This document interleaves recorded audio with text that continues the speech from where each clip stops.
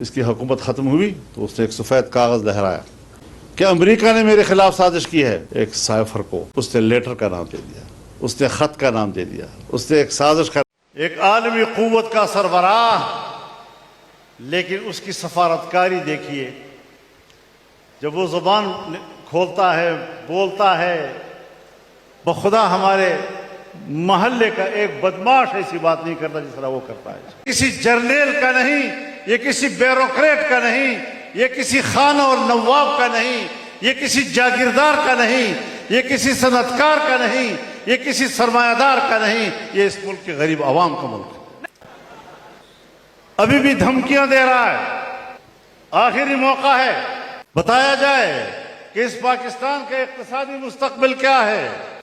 بتایا جائے اس ملک کو آپ کدھر لے جانا چاہیں گے. گرانی اور مہنگائی پالیسی ساز لوگوں سے, جو ملک کی خارجہ پالیسی بناتے ہیں, ان لوگوں سے سوال ہے کہ اس وقت آپ کا پورا مشرقی سرحد بند ہے, اس وقت آپ کا پورا مغربی سرحد بند ہے, اور ہماری دو ہی سرحد ہیں, ایک مشرقی سرحد ہے اور ایک مغربی سرحد ہے.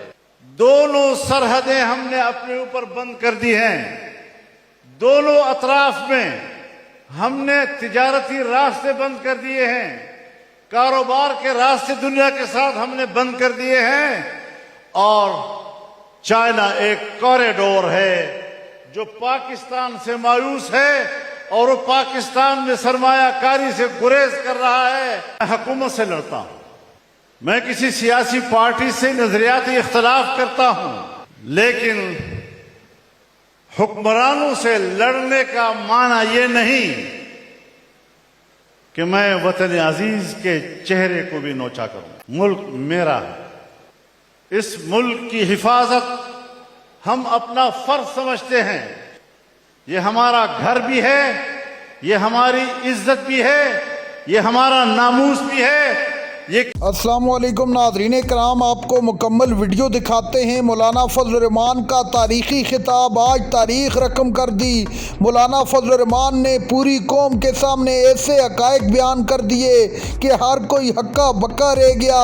مولانا فضل الرحمان کا کہنا تھا کہ آپ اس ملک کو کدھر لے کر جانا چاہتے ہیں.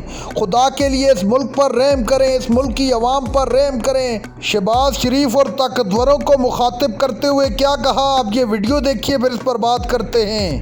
اگر ہندوستان نے پاکستان کے خلاف جارحیت کی تو سب سے پہلے ہم میدان میں اترے کہ اس مرحلے پر اب قوم ایک ہے, ہم ایک صف ہیں.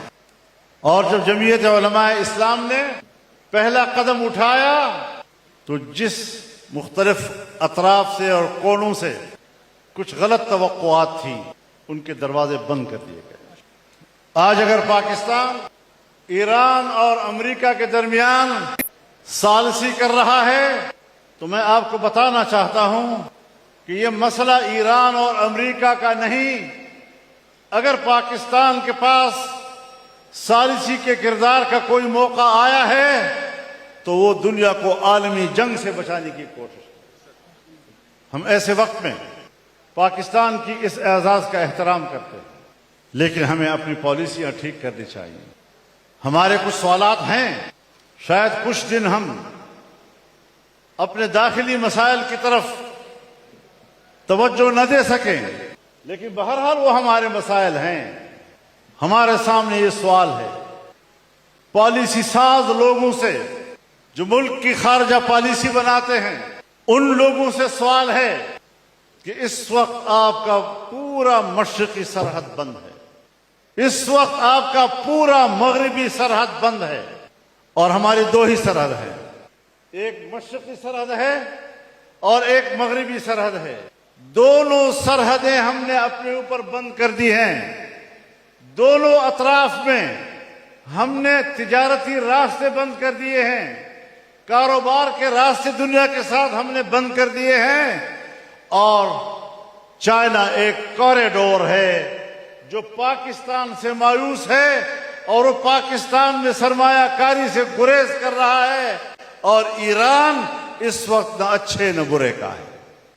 تو بتایا جائے کہ پاکستان کہاں کھڑا ہے. بتایا جائے کہ اس پاکستان کا اقتصادی مستقبل کیا ہے، بتایا جائے اس ملک کو آپ کدھر لے جانا چاہیں گے۔ گرانی اور مہنگائی ایک تو ہوتا ہے نا، حالات کی وجہ سے کچھ تدریجی طور پر قیمتیں بڑھتی ہیں، لوگ بھی اس کے ساتھ مانوس ہوتے ہیں، کچھ دن اس کا احساس رہتا ہے، پھر معمولی زندگی بن جاتا ہے۔ لیکن آبنائے ہرمز کے بند ہونے کے ساتھ ہی پاکستان میں تیل کی قیمتوں نے ایسا جمپ لگایا ہے کہ ہر انسان حیران اور شفدر رہ گیا ہے۔ جب ہم نے پورے ملک میں مظاہروں کا اعلان کر دیا تو ایک طرف مظاہروں کا اعلان، دوسری طرف سے یہ دوسرے حالات حکمران میرے پاس آئے کہ ان حالات میں آپ کو یہ مظاہرے نہیں کرنے چاہیے۔ میں نے کہا بالکل نہیں کرنے چاہیے، اور ہم نے ملک کے لیے مظاہروں کی کال واپس کی۔ لیکن پورے ملک میں مظاہروں کے کال دینا یہ ہمارے لیے کوئی مسئلہ نہیں ہے، یہ مؤخر ہوا ہے، منسوخ نہیں ہوا ہے۔ ہم سوچ سمجھ کر آگے بڑھتے ہیں، جذباتی ہو کر فیصلے نہیں کیا کرتے۔ ایک عالمی قوت کا سربراہ، لیکن اس کی سفارتکاری دیکھیے، جب وہ زبان کھولتا ہے، بولتا ہے، بخدا ہمارے محلے کا ایک بدماش ایسی بات نہیں کرتا جس طرح وہ کرتا ہے۔ ابھی بھی دھمکیاں دے رہا ہے، آخری موقع ہے، ایران مان جائے، ہم تاریخ تبدیل کر دیں گے، کچل کر کے رکھ دیں گے۔ یہ مذاکرات کی گفتگو ہے۔ بھائی مذاکرات کی میز پر جانے کے لیے اس طرح کی گفتگو کی جاتی ہے؟ ان کے پلانٹ، ان کے تیل، ان کے ذخائر ہم برباد اور تباہ کر دیں گے، یہ مذاکرات کی گفتگو ہے۔ پہلے مذاکرات کی گفتگو کے آداب تو سیکھو۔ میز پر جانے سے پہلے کی گفتگو کیا ہوتی ہے، میز سے اٹھنے کے بعد کی گفتگو کیا ہوتی ہے، اس کو سمجھنا پہلے ضروری ہے۔ کہتے ہیں جی کہ پھر وہ کچھ کروں گا جو 47 سال میں نہیں ہوا۔ ایک دفعہ کہتے ہیں جی۔ ناظرین کرام، آپ نے ویڈیو دیکھی۔ مولانا فضل الرحمان نے حکومت کو ایک مرتبہ پھر سے واضح الفاظ میں الٹیمیٹم دیتے ہوئے کہا کہ ہمیں مجبور نہ کیا جائے کہ ہم آپ کے خلاف باہر نکلیں۔